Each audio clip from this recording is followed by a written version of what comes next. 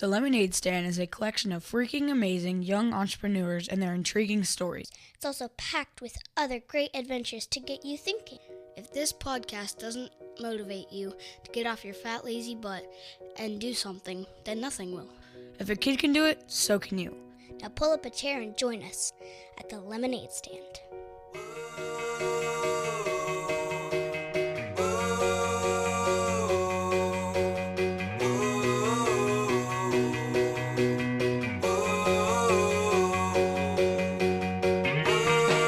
Okay, everybody, welcome to the Lemonade Stand podcast. I am here with Remmi Smith. Hello. Hey, nice to meet you. It's great to meet you. She is an amazing young woman entrepreneur. She's only 14 years old. She is the host of Cook Time with Remmi. She is the host of The Culinary Kid. She sells her own line of salad dressings in Whole Foods and other specialty markets. She's author of a cookbook called Global Cooking for Kids. She is a student ambassador for Sodexo. Did I say that right, Remmi? Mm-hmm. She's a mentor for Thrive 15. She is also a mentor for independent youth, correct? Yes. Yeah. And let's not leave out the fact that you have partnered with No Kid Hungry, which is a nonprofit that helps get meals to kids that don't have enough food, right? Yep. Okay, so that's a lot. That's quite an impressive resume for a 14-year-old girl. So the first question I wanted to pose to you, Remmi, is just kind of a background question. You know, you started cooking for fun. Give me an idea when cooking sort of turned into like, hey, this is a business opportunity. Well, I started in the kitchen when I was 4 years old, and I was just helping my mom with making salads and washing fruits and vegetables. And then by the time I was 7 years old, I could make full meals by myself. And so ever since then, I've always really loved food. I've always loved cooking. And so at that time, my brother actually suggested that we start a web show because there's not really many kids out there that can cook. And also at that time, childhood obesity epidemic was really on the spotlight. So we thought, why not connect the two? So Cook Time with Remmi is basically a way to link the skill of cooking to improve nutrition. And also it's a creative way to address the childhood obesity epidemic in America. And so probably 2008 or 2009 was really when it went from just like a little hobby web show to a businessy TV show. What? So you're let's see, 9 years old? Yeah. That's so young. Okay. Keep going. And whenever we first put the first web show up, a local cable channel actually picked up the show. So that's where it went from a web show to a TV show. When you say web show, is that like on YouTube? What kind of a web show? You created your own website. So at 9 years old, you had your own website and you were producing your own cooking show. Yes. Okay, it was very interesting. Yeah, that's cool though. That's very cool. Okay, so where did we go from once the local you said a cable channel picked you up? Mm-hmm. So what happened then? So the local cable channel picked up the show, aired it 20 times a week, and at that time I got sort of more attention around my town, and that's when Sodexo actually asked for me to like judge one of their cooking competitions for their Future Chefs competition, which promotes kids cooking. So of course, I said yes. And I judged more of those, and I invited one of their chefs on my show. And apparently I'm a pretty good judge because they asked me to be their student ambassador for health and nutrition for North America. And that's really where I jump-started to a more national position, and that really has helped me to be where I am now. Working on a national contract for a national TV show, and of course I'm constantly making recipes and just cooking, and that's really what I'm all about. I'm all about cooking. I love food. And of course, stopping the childhood obesity epidemic. And along the way, I worked with No Kid Hungry, which is also stopping childhood hunger. That is so incredible. When you started cooking, helping your mom in the kitchen, did you ever imagine that so quickly it would take over your life and just become who you are? Honestly, no. Like, I remember the day my mom asked me, she's like, do you want to do Cook Time with Remmi? And I was like 8 years old at the time. And we were like sitting on the back porch. And I'm just like, yeah, because I just thought it'd be like, a cute little web show that would just I make food and I get to eat it after, which is the real reward there. And then bonus, yeah. You mentioned your mom. How influential has family been on your success as you obviously started with your mom in the kitchen. She Yeah. probably showed you the ropes, taught you what salt and pepper were, and now here you are. You're your own chef. With your own shows. How has your family influenced that? My family's been very influential. Basically, of course, my mom, she's the one who's taught me how to cook and got me started in the kitchen and got my passion for cooking started. And so without her, honestly, I wouldn't have Cook Time with Remmi, wouldn't have a business, and of course, I love cooking as much as I do. And also, she has helped me to learn the ropes as an entrepreneur, not only as cooking. And so she has been guiding me along the way. And also, my dad, he's an entrepreneur, and so he's also been a great support for me. And so my whole family has been really behind me. Like whenever I first did Cook Time with Remmi when it was a web show, I invited my sisters and their friends on the show, and we had a Cook Time team, and then my sisters got to throw pie in my face, so it's been really fun. Well, that was fun for them. Yeah. Who doesn't like to throw pie in the face? And I understand you come from a big family, right? I have 6 other siblings. I have 4 sisters and 2 brothers. And out of the whole 7 of us, 4 of us are adopted. And that's the last 4, which is my younger sister, my 2 older sisters, and I. Oh, interesting. So what a family dynamic. Our family is very, it's pretty diverse. A lot of my other siblings are very sportsy, and I'm the one who's in the kitchen. So it's really interesting. Well, that makes for, you can't say that your home life is boring then. That's true. It's not boring when you have a big family ever. So I think that's fantastic. I want to know more about Remmi's life. Like when you wake up in the morning, are you a normal kid or do you have a special schedule, or is there, right now you're doing an interview for a podcast. Tell us a little bit about Remmi's day. Well, since I'm working with Sodexo, I do a lot of appearances and I travel a lot. And usually those appearances are more on weekends or sometimes on the weekdays. And so usually the weekends are the busiest time for me because I travel a lot and that's when I schedule most of my demos. So we try to go around my school life because I go to a school. I'm not homeschooled. And so that's really what we do. Our weekends mainly consist of. And also recently I've been working with a company called Food to Be Fit, which is a company that delivers fresh food that's healthy for you to people around the town.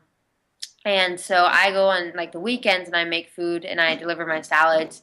And also I do a weekly segment for a local cable channel. And so I do that during the weekday, during my school day.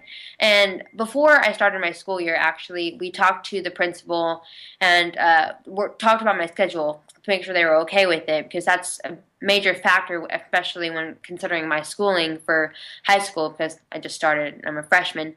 And we got that all figured out. And my schedule is sort of sporadic because I have a lot of different appearances. Some may pop up and some, may get dropped.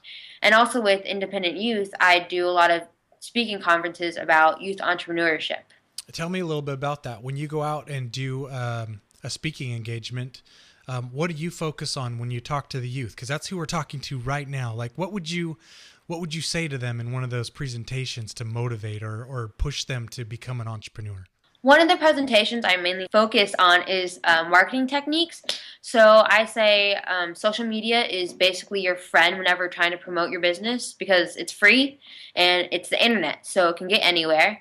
And also be willing to work for free, put at least 100% effort into all opportunities, because I say at least 110. Because this is the impression that you give people. You don't want to give 50% quality this one time just because you've had a rough day, but then give a stellar performance to this other customer because you have one upset customer and then one who's really with you, but you both want them to be very happy customers. And then I also say, don't be afraid to fail. Especially just being an entrepreneur in general. You learn from your failures and your mistakes as an entrepreneur, and that's the best knowledge you can get just from being an entrepreneur, is learning from your mistakes and learning from the failures you've made. That's a big one coming from a 14-year-old. Have you had time to make very many mistakes?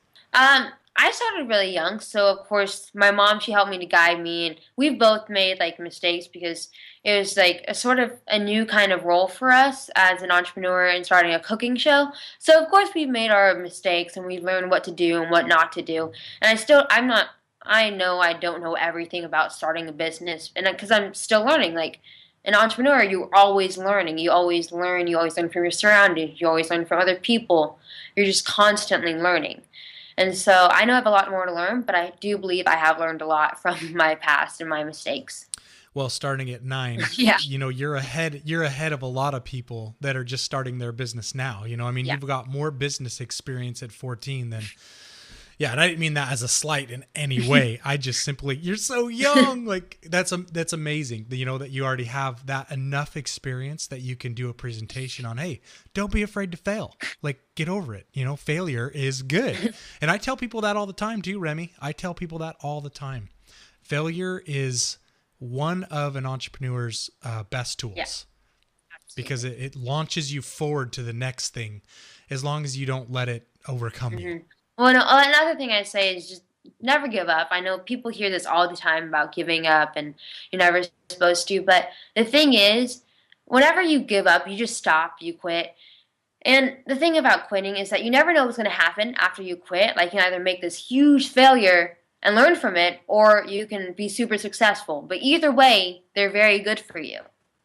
So really, if you quit, you're not gaining anything. Yeah, there's no negative that comes from trying. Right?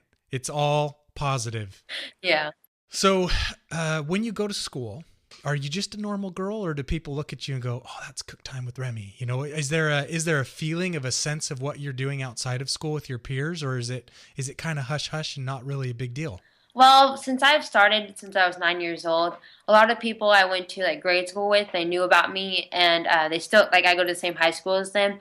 And so some people know about me, like it's mainly just people like that went to school with me, and then some other people that have found out about it. And so sometimes like it's cool, like they're all like, can I be on your show? And it's really fun having them like surround me, and they're really good support too. I think you should surround yourself with good people who support you, and I think that's some of the greatest things. That's the greatest tool you can have is great support as an entrepreneur.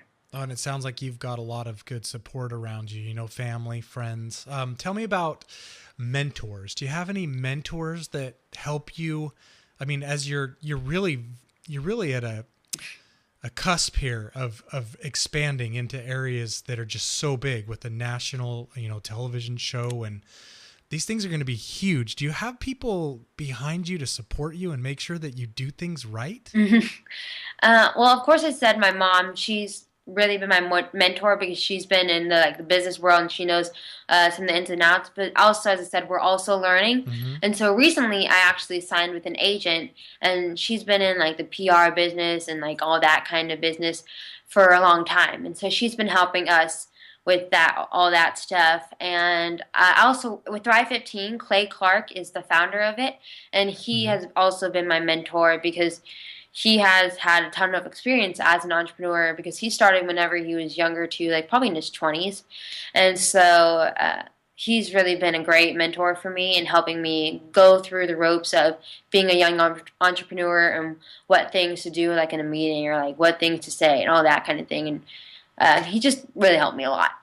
Now tell me a little bit about Thrive 15. I was looking at their website earlier, and it seems like such an incredible resource for anybody that's thinking about being an entrepreneur, starting their own business, and firing their boss. What have you gotten from it, and what can people expect to get from Thrive 15? Well, Thrive 15 is basically an online university for entrepreneurship, and so basically it's like 15-minute video sessions that are taught by entrepreneurs themselves.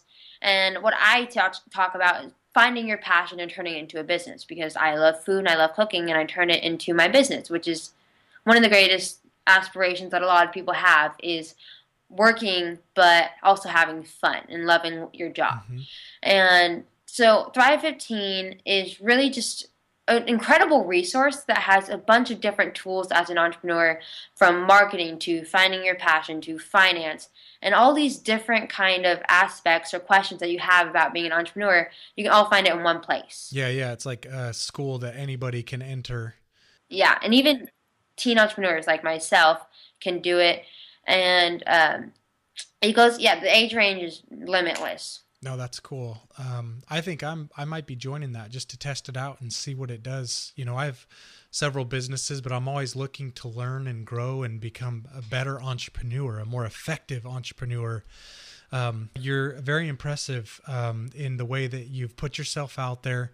You're not afraid of being behind the camera or in front of the camera, rather. You know, the camera's facing you. I encourage people to check out your website. You've got tons of videos on there. We'll link to all of this on our show notes so that people can go directly to it and really check you out and get to know Remmi. I encourage people to follow the advice you've given and to really try to follow the example that you have set as a young entrepreneur, because, and you can answer this question, Remmi, are you happy with being an entrepreneur? Is it something you enjoy doing? Yes, it's definitely something I love to. I've loved that I've experienced it so young, and it's something I want to do when I'm older now, because I have this experience of knowing it, and I just think it's something I want to like aspire to learn more about. And I may not always do a cooking show, like I may not always try to do that, but I will always know I want to be an entrepreneur. Yeah. Well, once that fire starts, you can't put it out. I'm sorry. Yeah. You're hooked for life. So, well, Remmi, thank you so much for your time. I know we broke you away from your busy schedule, and we really, really appreciate you being willing to come on the lemonade stand today. Thank you. You've been wonderful. Very easy to talk to, and that's always fun. So. Yeah. Okay, you have a good evening, You too. and we'll be in touch, okay? Okay. All right, thanks. Bye-bye. Thank you. Bye.